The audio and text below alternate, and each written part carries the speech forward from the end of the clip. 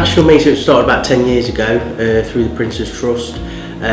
John Johnson, our director, he started it through the Prince's Trust as like a handyman business, and then it sort of went from strength to strength. After that, he got the grant off them, £1,000, and got a vehicle, and then basically just gone on from there. I started in the business about 7 years ago.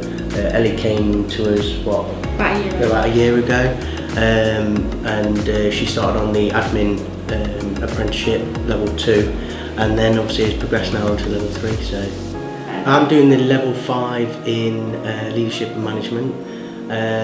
So it's been really insightful, to be fair. At the moment, there's been quite a lot of things that sort of prompted me to put new actions into the office environment and out on the road with the lads and that sort of stuff.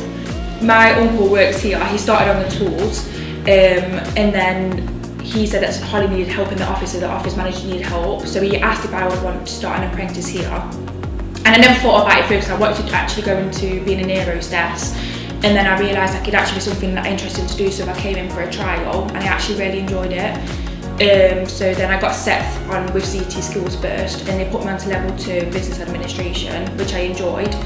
And then I wanted to do progress and go on further, so they put me onto level 3, and I do enjoy it, and that's how I started. Well, we go through a lot of procedures in my course, so obviously a lot of data protection and things like that, so that actually helps and apply and work. Before that I didn't know anything about it, I was clueless. So now I actually understand a lot more about the business and how the business actually works. Somebody that's not been in education for 15 years odd, you know what I mean, I was quite anxious about obviously starting something new, and I had to do my English as well as part of that. So we thought it was a lot of work to obviously do, but I think the rewards we're seeing rewards already, and I think we'll see more as we go along, and obviously it'll benefit all of us in the future, won't it? Yeah.